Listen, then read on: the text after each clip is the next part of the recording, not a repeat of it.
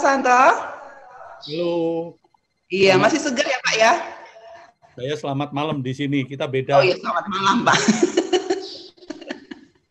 Iya, kalau Pak Santo itu di sana masih kemarinnya Indonesia. Iya, ya Pak Santo semoga segar ya Pak ya, di sana sudah jam 10:30 ya. Diharapkan Pak Santo tetap semangat memberi berkat bagi kita semua pada pagi hari ini. Dan yang Pak Sony juga, Pak Sony dari Jogja ini domisilinya ya. Ya, kita akan sama-sama berbagi berkat pada pagi hari ini. Oke, saya mau tanya-tanya dulu nih dari Yayasan Gloria ya. Kita mau dengar nih cerita dari Pak Santo. Gimana sih, apa sih yang menjadi visi dari Pak Santo dan rekan-rekannya waktu itu mendirikan Yayasan Gloria, dan bagaimana nih sejarah dari Yayasan Gloria ya? Kita mau dengar nih harta karunnya nih Pak, sehingga Yayasan Gloria bisa berada sampai hari ini. Tuhan tetap panggil sampai hari ini. Silakan Pak Santo. Ya, saya mulai dengan sejarah renungan harian, lalu Yayasan Yayasan Gloria dan kelompok pelayanan Gloria. Nanti saudara tahu kenapa kok renungan harian Yayasan Gloria, kelompok pelayanan Gloria. Renungan harian dirintis pertama kali tahun 1978.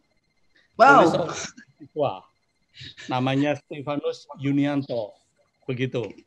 Nah, dia mendapat buku renungan harian, renungan dari Our Daily Bread di Amerika.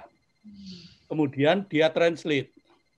Nah, ketika ada refreshing course, guru-guru sekolah minggu, karena beliau adalah perintis pelayanan mahasiswa Kristen Yogyakarta, maka tahun 1978 itu, ketika refreshing course guru-guru sekolah minggu GKI Ngupasan, Jogja, renungan harian yang ditranslate dari Our Daily Bread itu dia bagikan di refreshing course itu kepada teman-temannya yang kebanyakan adalah aktivis pelayanan mahasiswa Kristen Yogyakarta.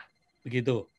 Nah, setelah pulang dari refreshing course, teman-temannya itu melanjutkan pelayanan ini. Our Daily Bread itu diterjemahkan oleh mahasiswa-mahasiswa yang kuliah di Fakultas Sastra, ada yang dari Sanata Dharma dan sebagainya. Semua masih mahasiswa, begitu.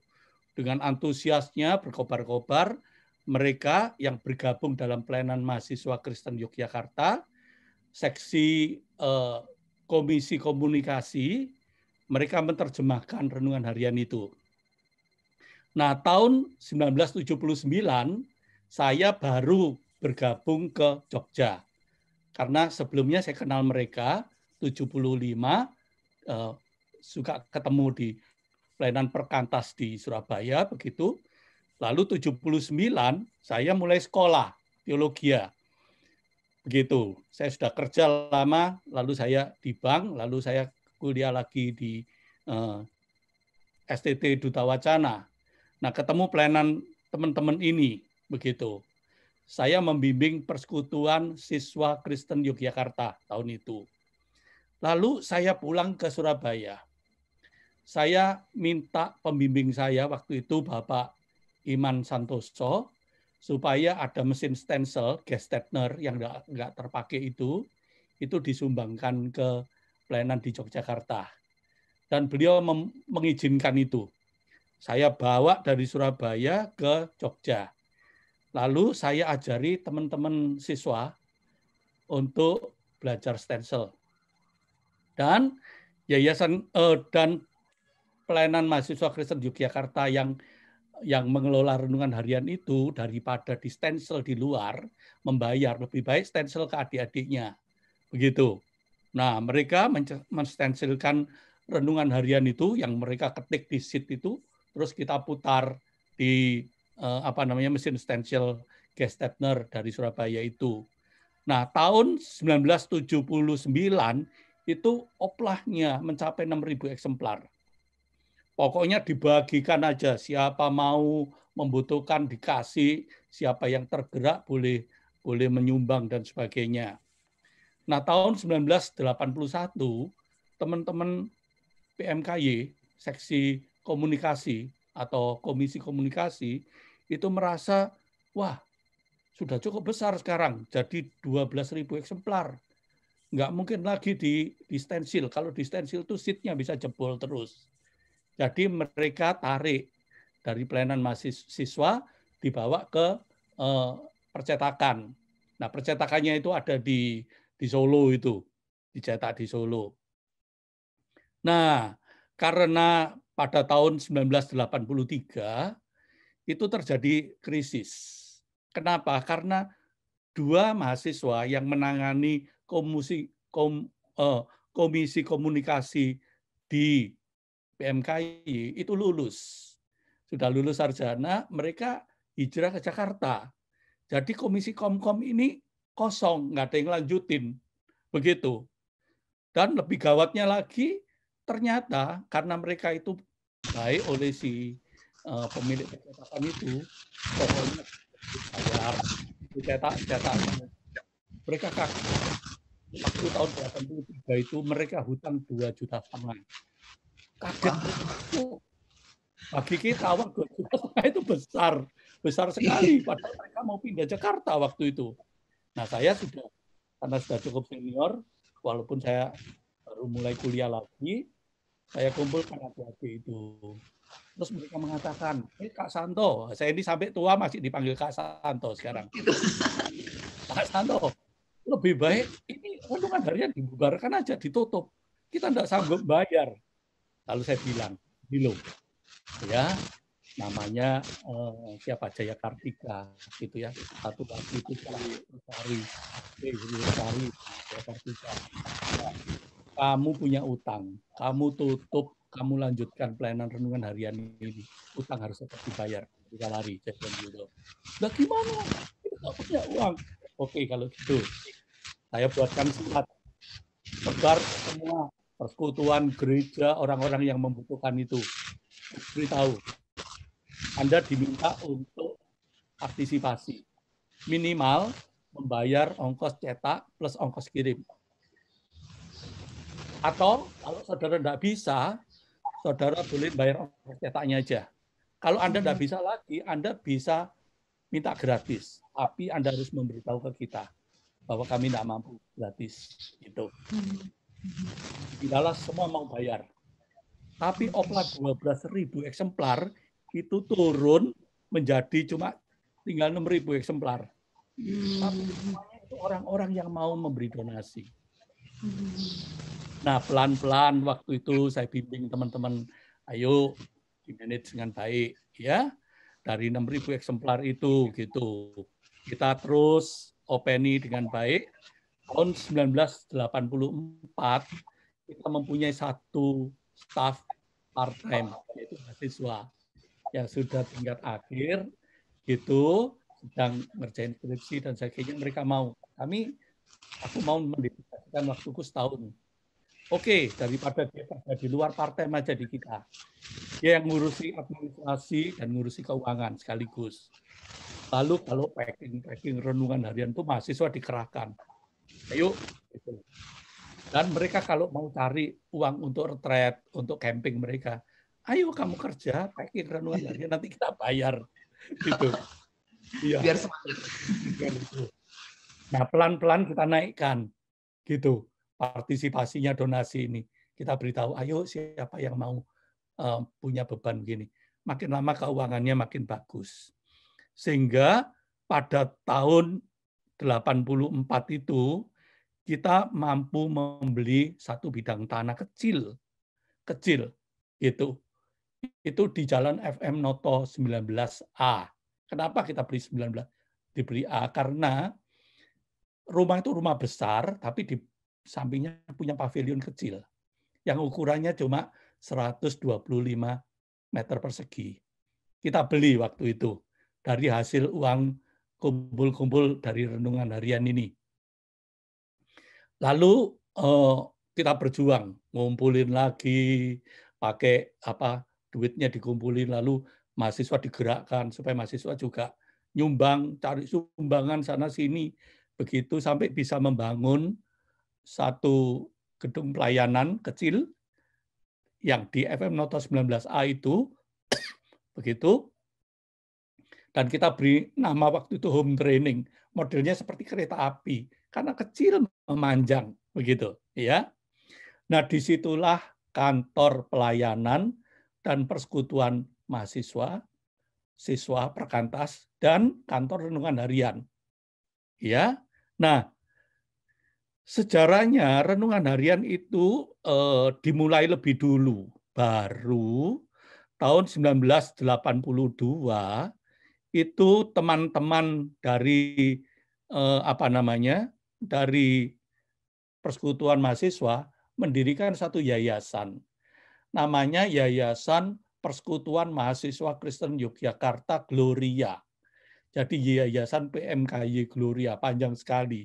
Tujuannya untuk membuat bimbingan tes, bimbingan belajar. Kan mereka itu banyak mahasiswa begitu. Ayo cari duit dengan jadi tentor-tentor, niru bimbingan tes yang lain begitu. Supaya kalau dapat duit nanti dipakai untuk pelayanan. Tapi begitu didirikan, sebulan, 2 bulan kemudian, 3 bulan ditutup. Kenapa begitu? Sebab dana yang mereka punya untuk nyetak buku, modul-modulnya, dengan yang daftar itu tidak nyucuk. Gitu. Siswa yang daftar 5 orang. Nggak mungkin. Jadi mereka itu gulung tikar, yayasannya dibekukan. Yayasannya dibekukan. Ya. Nah, yayasan yang didirikan pada tanggal 5 Februari 1982 ini dibekukan kemudian. Baru tahun 84 renungan harian ini berkembang. Lah saya pikir ini tidak bisa kalau tidak dinaungi begini karena persekutuan mahasiswa itu tidak punya wadah. Begitu, ya toh. Mereka itu ikutnya ke perkantas, tapi mereka itu bukan perkantas, mereka itu dinaungi perkantas. Oleh sebab itu saya bilang, lah ini ada yayasan tidur ini, yayasan Gloria yang kalian dirikan, ini aja dipakai untuk naungi renungan harian. Nah, lalu saya panggil teman-teman yang sudah hampir lulus itu, yuk jadi pengurus. Tak komandani, saya bilang begitu. Karena saya itu punya panggilan untuk pelayanan di Jogja. Begitu. Mereka suka begitu, lulus, pergi, pindah Semarang, pindah Surabaya, ada yang pergi ke luar negeri, ada yang ke Jakarta, dan sebagainya. Begitu. Tapi saya terus menjadi penunggu di situ. Saya adalah staf perkantas pertama kali untuk Yogyakarta dan Jawa Tengah. Gitu. Nah, saya yang ngopeni pelayanan ini, renungan harian. Terus berkembang begitu. Pada tahun 1988 itu diadakan pemisahan antara pengurus perkantas cabang Yogyakarta dengan Yayasan Gloria. Dulunya overlapping. Kalau pengurusnya ada 6, itu 2 merangkap. Lalu kita split. Dan tahun berikutnya pusat pelayanannya di split. Yayasan Gloria memberikan dana kepada Badan Pengurus Cabang Perkantas Yogyakarta untuk beli tanah, untuk dibangun home training, supaya rumah kecil ini bisa dipakai untuk pengembangan renungan harian dan Yayasan Gloria. Sebab seringkali itu terjadi desak-desakan begitu. Renungan harian butuh tempat, lalu anak-anak mahasiswa juga butuh persekutuan. Kalau nanti sudah waktunya packing belum selesai, sudah dipakai untuk pelayanan mahasiswa, dikukuti lagi.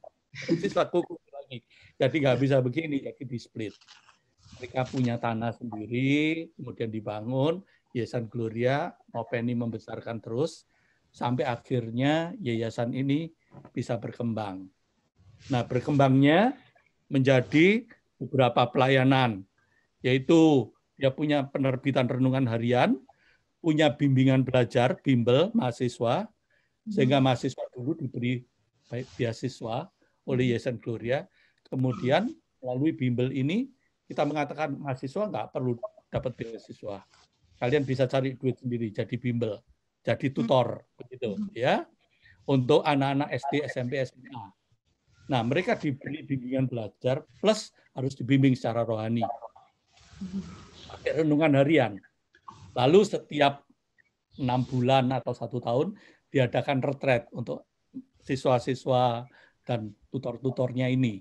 Begitu, retret ke Kaliurang dan sebagainya. Jadi ini bukan cuma bimbel biasa, itu bimbel itu alat untuk menjangkau bagi Injil dan menumbuhkan mereka. Ya, nah di samping itu renungan harian ini Yayasan Gloria ini suka memberi sumbangan air bersih, misalkan Gunung Kidul. Kalau sudah kering gitu, wah kita selalu tiap tahun itu berapa kali nyumbang air bersih. Kalau ada bencana alam, kita itu membagikan sembako. Lalu renungan harian itu dibagikan juga ke lembaga pemasyarakatan, panti asuhan, panti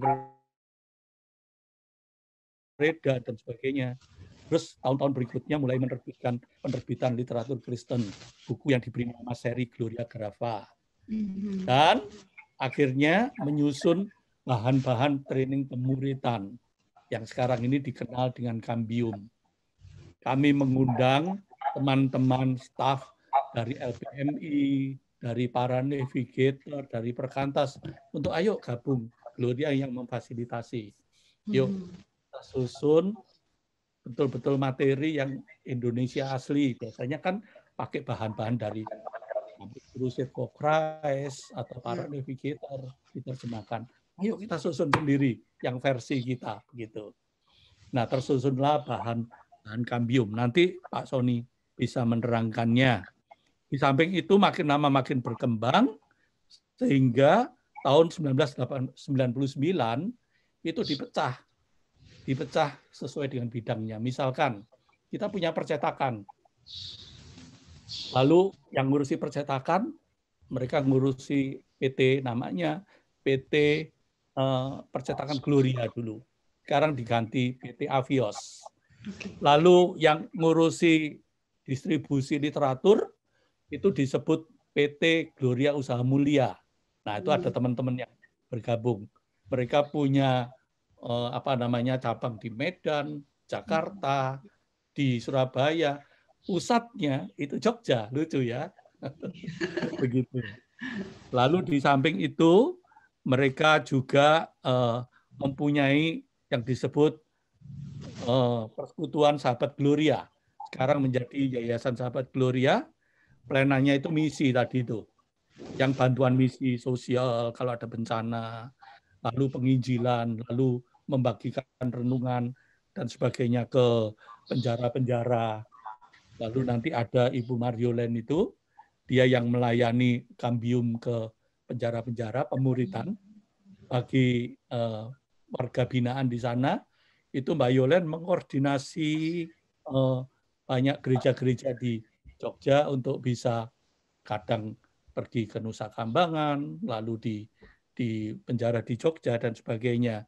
Itu pelayanan itu di bawah Gloria dan khususnya masuk di divisi pelayanan Sahabat Gloria, kebutuhan Sahabat Gloria yang sekarang menjadi Yayasan Sahabat Gloria.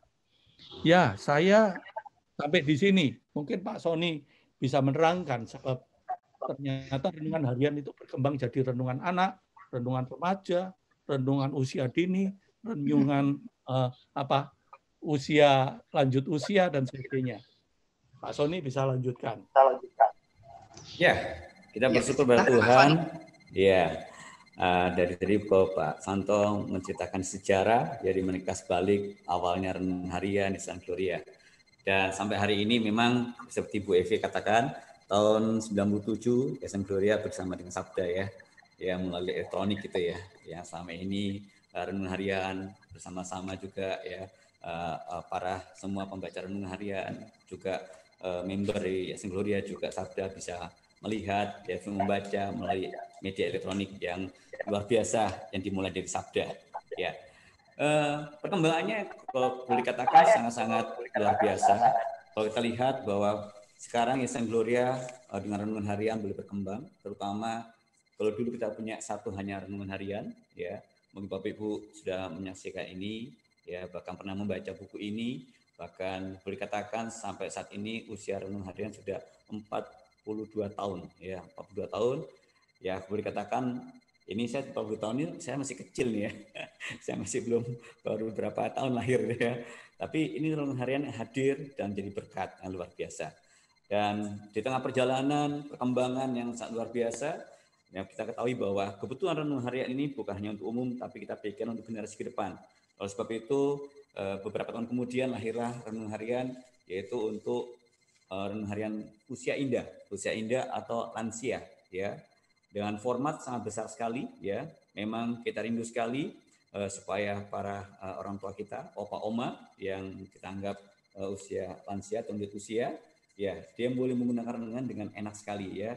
Dia bisa membaca dengan format yang enak dan mudah dibaca dan tulisan sangat jelas.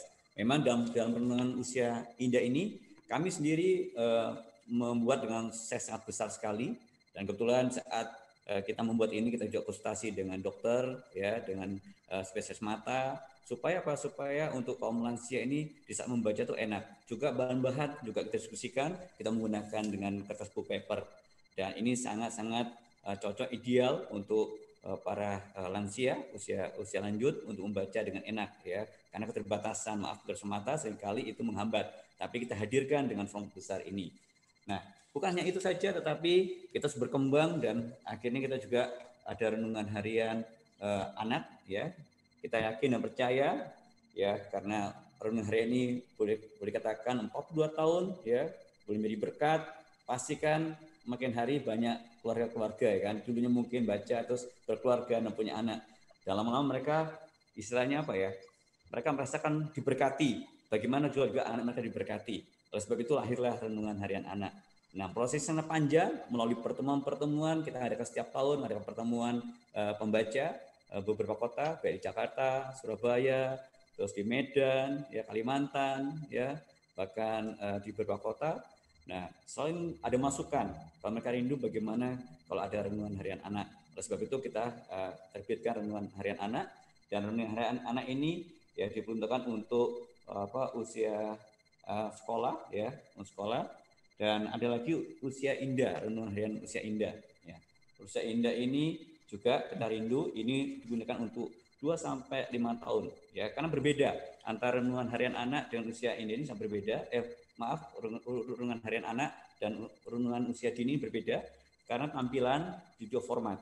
Kalau dalam renungan harian anak itu kita bisa anak-anak dibimbing, ya, disertai sama orang tua, didampingi, dibacakan, dan untuk usia dini itu banyak aktivitas, ya, aktivitas. Itu juga ada praga dan sebagainya, ya, aktivitas. Sedangkan kedua renungan ini juga ada pembimbing, ya, pembimbingnya kita juga bersama-sama.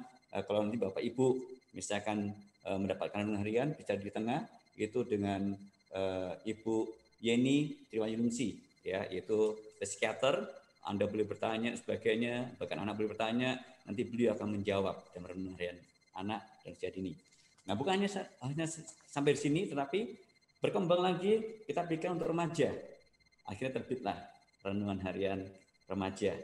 Nah, kita rindu, ya, apalagi dengan era saat ini di mana pergaulan juga banyak, boleh katakan anak-anak remaja itu kan butuh, ya, biar juga kedepannya penerus bangsa, penerus gereja, dia boleh berjalan dengan luar biasa, yaitu pelengkap dengan renungan remaja ini yang hadir, dan ini cukup memberkati.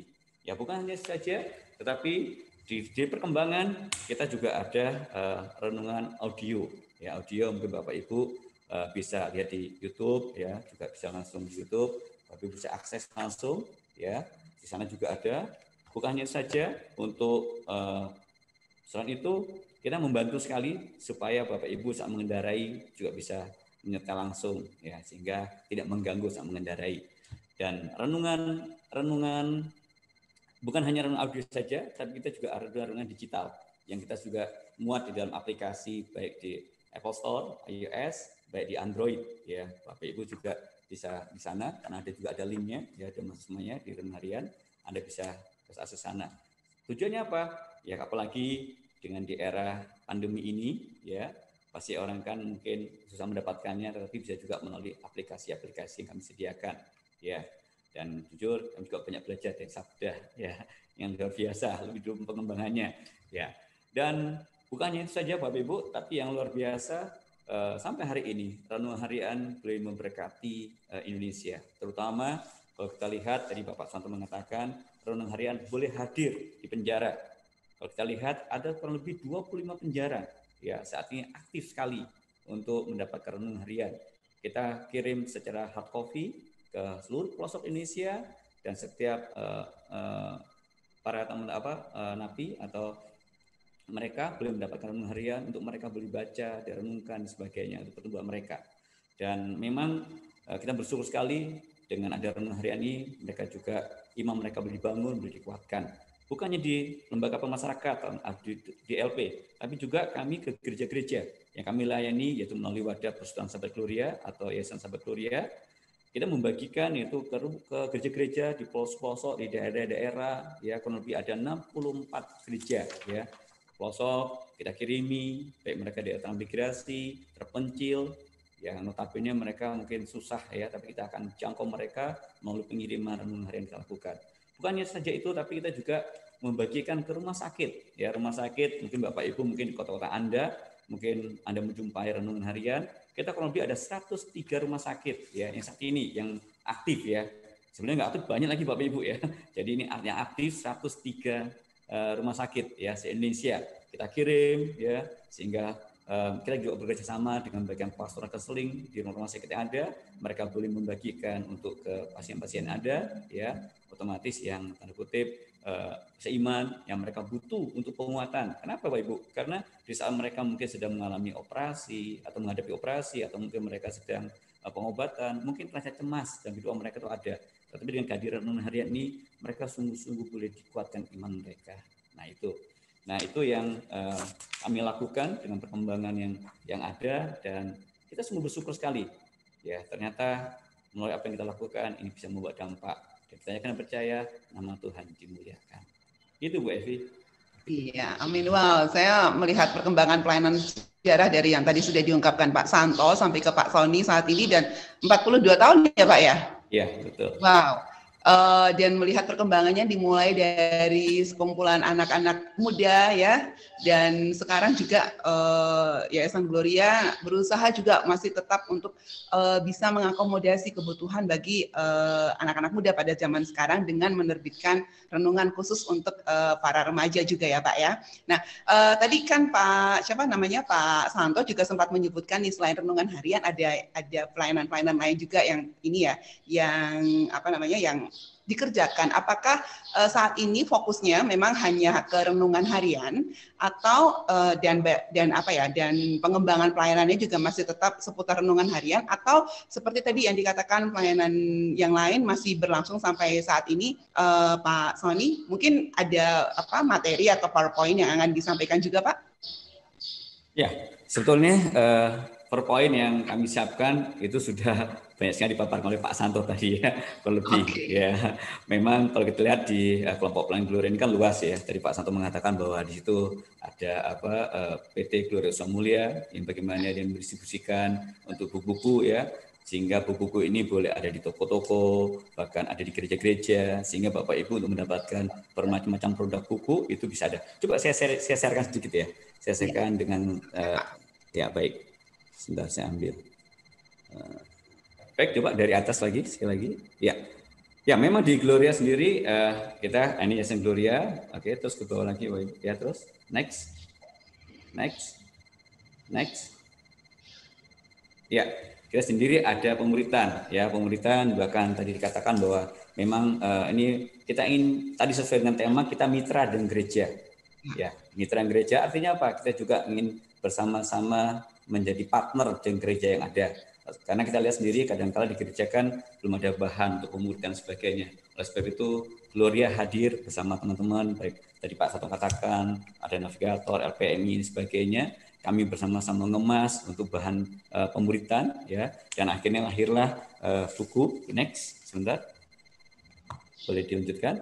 Ya, ini buku yaitu ada 3 buku, yaitu berakar dalam Kristus, terus bertumbuh dalam Kristus, terus berbuat dalam Kristus. Memang setiap buku ini mereka sendiri ada beberapa materi ya, dan kita bersyukur materi-materi yang ada ini boleh memberkati gereja untuk memperhatikan mereka sehingga tubuh Kristus boleh dibangun imam mereka dengan kuat.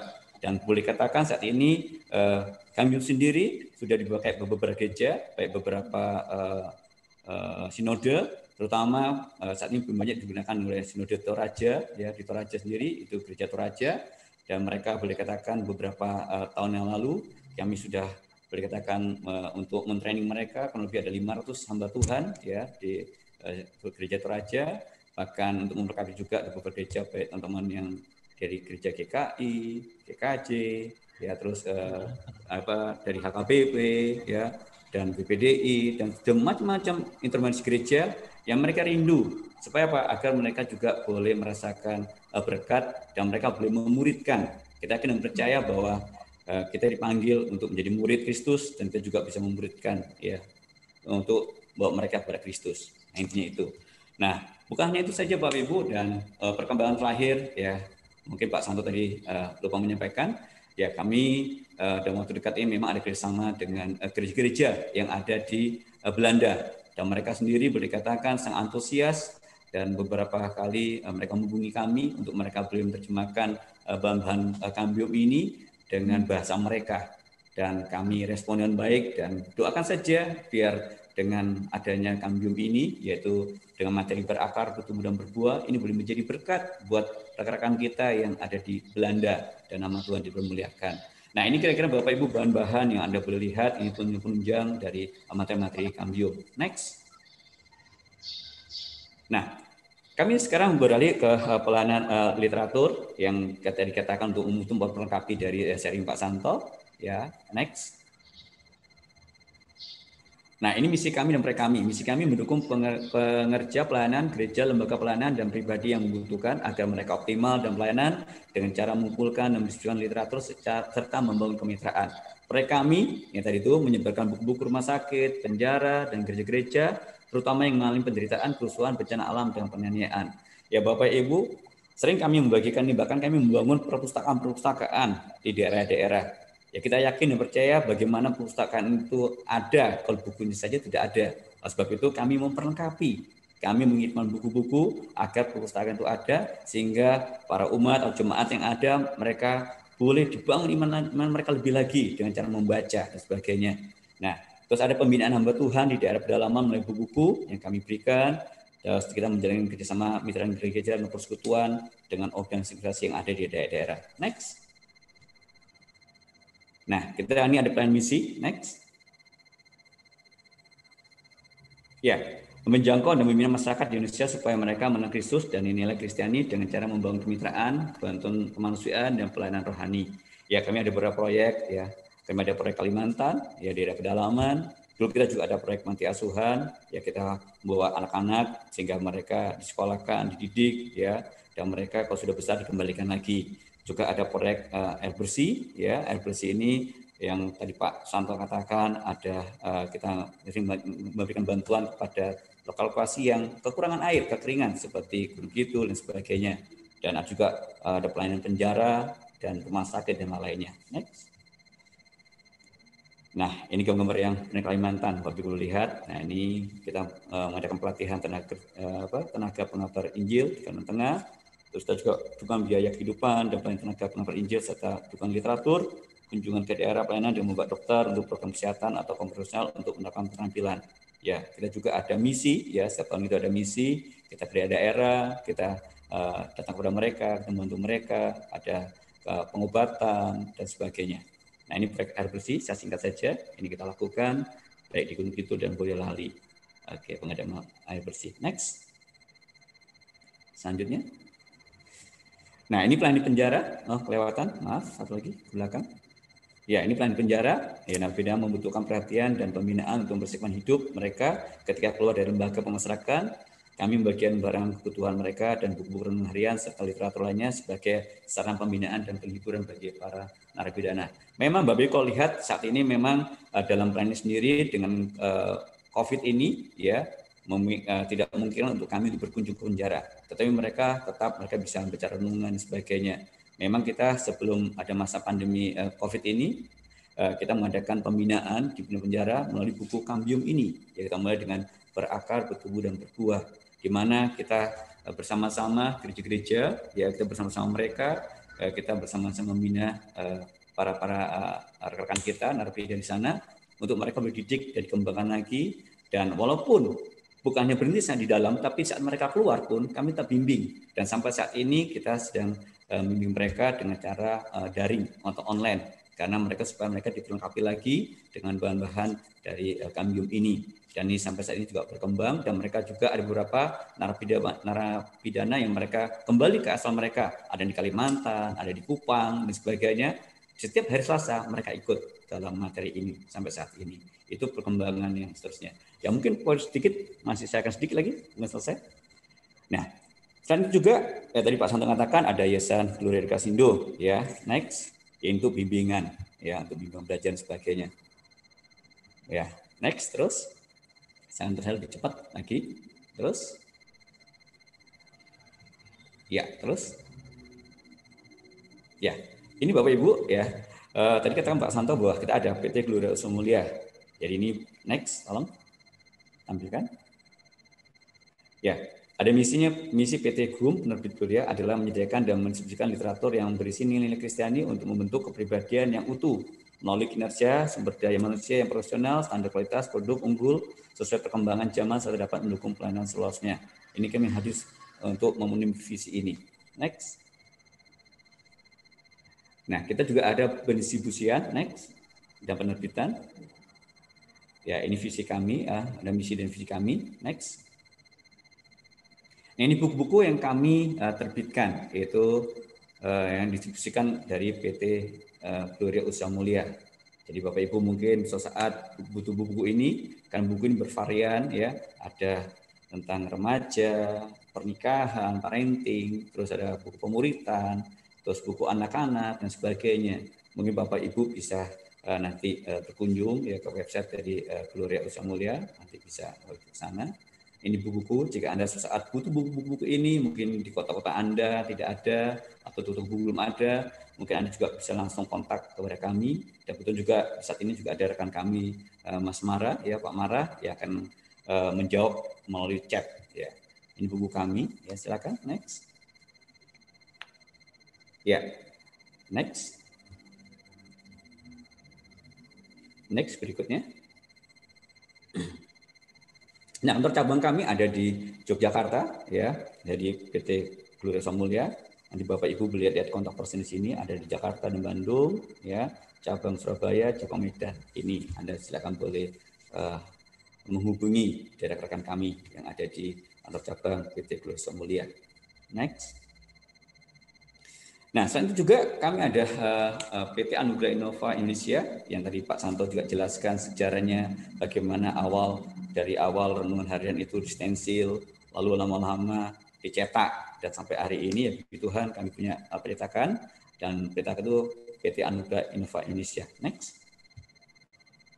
Dan misi pelayanan ini, misi percetakan Anugerah Innova adalah menjadi unit usaha mandiri yang memberikan proses cetak yang terbaik, terutama berupa majalah dan buku bagi pelayanan literatur Gloria, juga masyarakat luas dengan SDM yang profesional di bidangnya, dan selalu mengikuti perkembangan demi mendukung kelancaran kelangsungan pelayanan Gloria Group dan unit bisnis lainnya. Bapak Ibu, kami rindu juga jika suatu saat Anda mungkin ingin mendirikan buku dan bingung untuk mencetaknya, boleh bersama-sama kami hadir di PT Anugerah Innova atau Avios Yogyakarta. Mungkin itu Bu Elvis. Ya. Oke, Pak Sony ya. Wow, perkembangan pelayanan Yayasan Gloria cukup besar juga, cukup banyak juga tadi, dan bercabang sampai menjadi banyak ini ya Pak ya, banyak bidang pelayanan supaya mungkin manajemennya lebih rapi ya. Cuman kalau melihat dari perkembangan sejauh ini ya, jadi ingin tanya nih dengan mungkin Pak Santo atau Pak Sony, tantangan terbesar apa yang dihadapi oleh Yayasan Gloria sejak dari Yayasan Gloria dirintis Sony ya? Menurut Pak Santo sendiri apa nih Pak Santo nih? Kontinuitas orang yang sungguh-sungguh mau memegang dan melanjutkan begitu. Sebab ini kan pelayanan mahasiswa, seringkali dulu suka begitu. Masih awal-awal lulus, oh ya pekerja di Gloria, lalu setelah itu ya kan kita ini lembaga pelayanan yang tidak bisa dibandingkan dengan kerja di bank, kerja di apalagi Astra atau apa begitu. Ya toh. Nah, wajar saja kadang itu kalau mereka itu pergi dan sebagainya, padahal mereka itu mulai belajar dari nol setelah lulus begitu, sudah sedikit ahli pergi begitu. Aduh, susah sekali. Nah, itu masalah di kita, ya toh. Orang yang sungguh-sungguh itu. Ya, kita bersyukur bahwa teman-teman di sana seperti Pak Sony, lalu Bu Dwiana itu, lalu nanti ada Mbak Dati, ada Bu Audrey, lalu ada Mas Widi dan sebagainya, orang-orang lama yang tetap bertahan karena panggilan mereka. Itu luar biasa. Juga yang di GUM, misalkan begitu. Tidak mudah begitu. Saya tahu bahwa pekerjaan ini itu pekerjaan yang membutuhkan pengabdian yang tinggi, tetapi memang gajinya harus tidak kompetitif dengan yang bisnis komersial. Nah, itu masalah tantangannya. Karena ini harus orangnya harus kreatif, sungguh-sungguh punya dedikasi, tapi juga mau sungguh-sungguh berkorban gitu. Tapi umumnya mereka yang bertahan dan tinggal itu karena mereka begitu bangga bahwa mereka itu tetap bisa menjalankan amanat agung Kristus sebagai saksi Kristus, tetapi mereka memberikan seluruh hidupnya dengan cara bekerja di Yayasan Gloria. Itu. Nah, mencari orang yang seperti itu tidak mudah, Mbak Evi. Seperti Sabda kan ada Mbak Evi.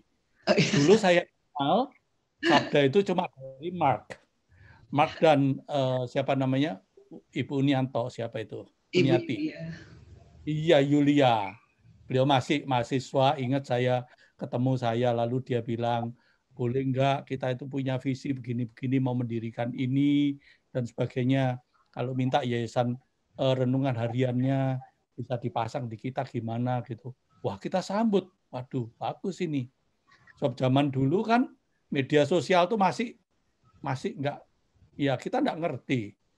Padahal Mark itu ahli sekali dari Perancis sana kalau tidak salah begitu. Dia punya visi yang besar begitu. Iya. Tetapi dari visi angan-angan seorang Mark dan seorang Ibu Yulia, sekarang Gloria itu, Sabda itu menjadi seperti biji sesawi yang di mana sekarang itu banyak sekali carang-carangnya, cabang-cabangnya sampai burung-burung di udara itu membuat sarang banyak di situ. Gitu. Iya, Pak. Mitra kita yang hebat itu. Sabda itu kreatif, bangga punya mitra kerja seperti Sabda. Iya, sama-sama. Terima. Ya, memang tantangan terbesar memang dalam pelayanan ya, pelayanan Tuhan adalah orang-orang yang berkomitmen, orang-orang yang mau bayar harga untuk setia terus teguh dalam panggilannya kepada Tuhan. Tapi memang kita tetap tidak boleh tidak boleh menutup diri untuk selalu mencari orang-orang yang mungkin pada saat ini Tuhan ingin gunakan. Apalagi nih generasi digital nih Pak, perlu ada untuk di yayasan bahkan Sabda, Yayasan Gloria dan yayasan-yayasan lainnya. Nah, oleh karena itu saya mau bertanya nih ya seputar nanti pelayanan digital dan sebagainya di sesi tanya jawab gitu ya. Jadi saya akhiri dulu untuk sesi talk show kita pada siang hari ini, tapi ingin mendapatkan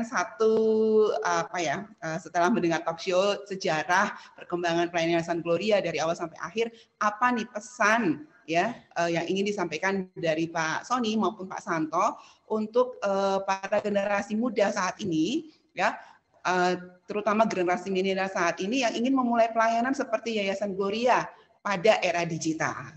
Ya. Kan dari Pak Sony dulu, nanti Pak Santo ya. Ya, baik ya. Ini sangat menarik ya. Apa pesan untuk generasi muda milenial yang mungkin usia masih muda ya, Pak Santo kan senior ya. Tapi tetap muda ya. Pemikirannya, gagasannya itu muda luar biasa. Ya. Tadi saya juga sempat ya, Ya, jadi pertama itu kenali panggilan saudara. Jika menemukan dan yakin dengan panggilan tersebut, maka tekuni panggilan itu. Ya, tekuni panggilan itu tidak hanya ditekuni, melainkan juga dikembangkan juga jenis pelayanannya, tentu saja melalui digital, namun tetap memperhatikan atau tanpa meninggalkan pelayanan yang masih harus dilakukan secara konvensional. Ya. Jadi intinya itu ya, kenali panggilannya, tekuni ya. Karena kalau kita nggak mengenali panggilan kita, nggak menekuni ya, semua tidak akan bisa berjalan. Dan ingat, walaupun di era digital ini, tetap jangan lupa dengan konvensional ya. Kita lihat sendiri Indonesia ini luas sekali ya, luas sekali dan besar sekali ya.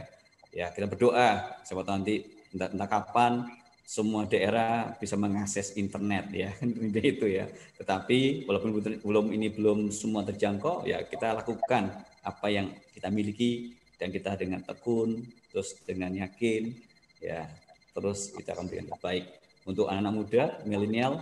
Mari mengenali panggilanmu dan tekuni. Itu aja, Mbak Evi. Bagaimana dengan Pak Santo nih? Apa nih pesan-pesan dari Pak Santo untuk generasi milenial saat ini, Pak? Ya. Kalau dulu waktu saya muda, selalu orang tuh berpikir harus ada yang dukung dana. Kalau ada yang membackup dana, wah kita mau ngerjain apa saja bisa itu. Tapi enggak loh, sekarang ini enggak. Dana itu nomor terakhir. Orangnya masalahnya. Begitu.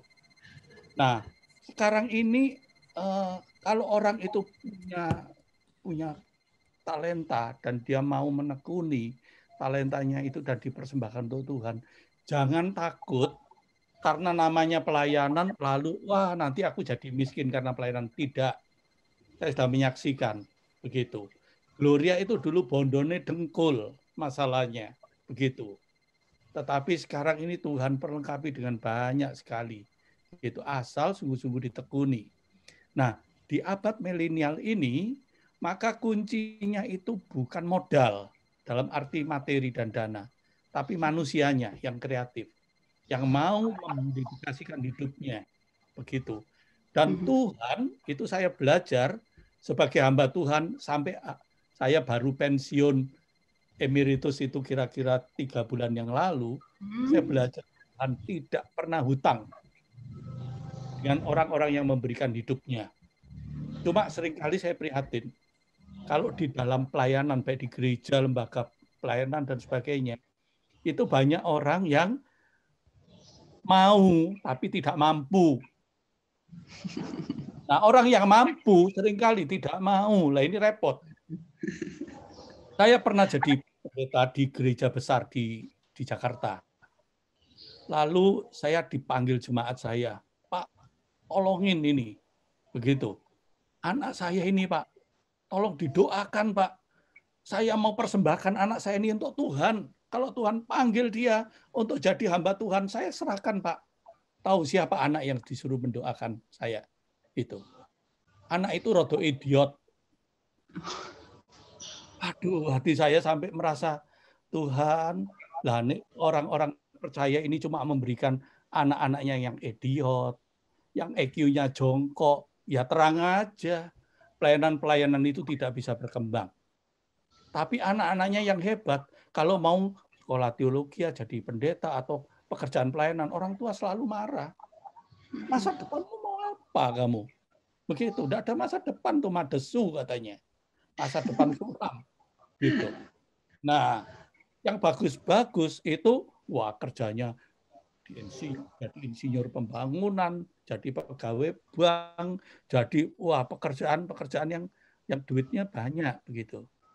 Tetapi saya himbau kepada teman-teman begitu, bahwa beri hidup untuk Tuhan. Jangan takut memulai dari nol. Begitu, sebab saya menyaksikan Tuhan tidak pernah berhutang kepada orang yang memberi hidup untuk dia. Saya membuktikan Tuhan pasti memberkati. Begitu. Ya, berani. Apalagi yang sekarang ini jago-jago komputer dan sebagainya, daripada kemampuannya itu nanti dijual untuk buat game dan sebagainya, siapa yang menikmati?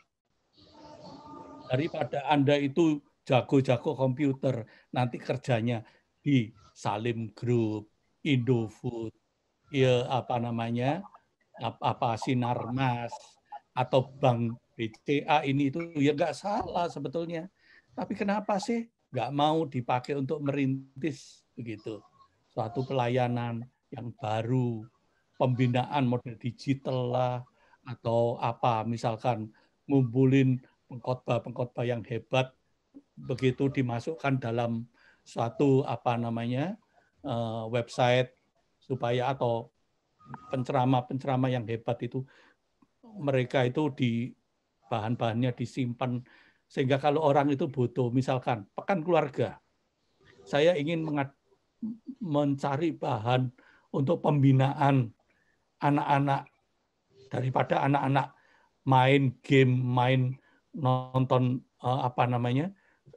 gadgetnya atau handphonenya dipakai untuk begituan, ya toh. Kenapa? Coba lihat. Kalau yang buat itu renungan harian anak, lalu di situ ada interaksinya sedikit. Untuk anak-anak itu banyak bosen nih. Anak-anak nggak suka. Mereka lebih senang mereka itu main game. Kenapa? Karena menarik sekali. Lah orang-orang Kristen yang pinter-pinter punya talenta seperti itu diabdikan gitu.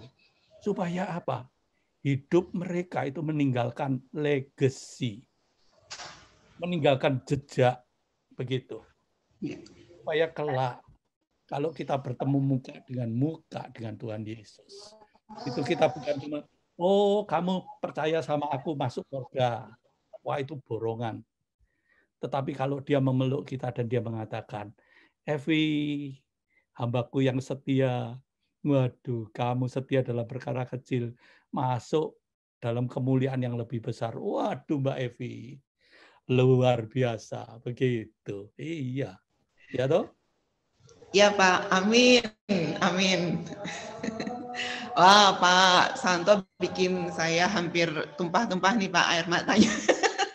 Ya tapi saya bisa melihat satu visi yang besar ke depan, harapan dari Pak Santo untuk Pak Sony juga, dan pasti kita semua ya, untuk para generasi digital saat ini yang punya kemampuan skill di bidang IT ya, kiranya ya nanti acara ini tidak hanya ditonton saat ini saja Pak, nanti rekamannya juga akan dilihat, dan kita doakan banyak yang bisa mendengar apa yang telah Pak Santo sampaikan, terutama generasi milenial, sehingga mereka betul-betul menanggapi, Tuhan buka hati mereka peka akan panggilan Tuhan untuk melayani Tuhan pada era digital ini.